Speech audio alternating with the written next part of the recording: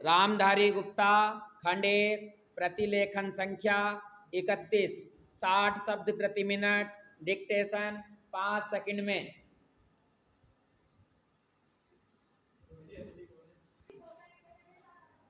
अध्यक्ष महोदय, सबसे पहले मैं अपने माननीय कार्यकारी पार्षद महोदय का, जिन्होंने बजट भाषण दिया है और अपनी नीतियों की घोषणा की है, उसके बारे में उनको हृदय से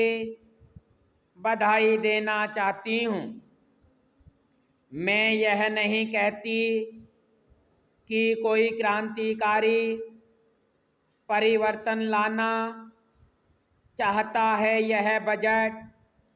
लेकिन मैं यह भी देखती हूँ कि यह बजट जो है धीरे धीरे गति से समाजवाद की ओर बढ़ता जा रहा है। अपनी नीति से यह भूतकाल और वर्तमान दोनों को एक कड़ी में मिलाकर हमें उज्जवल भविष्य की ओर ले जाता है, ऐसा मुझे कहना है इस भाषण को पढ़ने से कि इसमें हमारा कोई भी वर्ग समाज का ऐसा नहीं है जिसे अछूता छोड़ा गया हो, क्योंकि भारतवर्ष एक कृषि प्रधान देश है और मैं यह समझती हूँ कि इस बजट के दौरान यह पूरी तरह से कोशिश की गई है कि ग्रामीण अर्थव्यवस्था को, जिसे हम अर्थव्यवस्था की रीढ़ भी कह सकते हैं, उस ढांचे में उस रीढ़ की हड्डी को और भी सशक्त बनाने का पूरी तरह से प्रयत्न किया गया है। हमारे ग्रामीण भाइयों के लिए जो कोशिश की गई है इस बजट के अंतर्गत, वह है उनको सिंचाई के लिए कुएं, गांवों में उनके लिए पक्की सड़कें,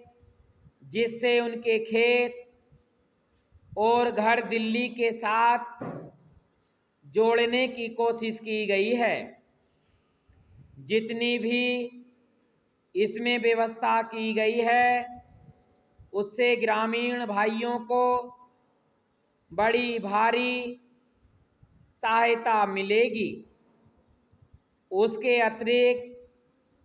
ग्रामोद्योग के द्वारा जो रोजगारी का प्रबंध किया गया है उससे भी ग्रामीण अर्थव्यवस्था को एक बहुत बड़ी सहायता मिलेगी। मैं इनका ध्यान इस ओर दिलाना चाहती हूँ कि जहाँ तक शिक्षा का संबंध है, इस बजट में कोई विशेष प्रावधान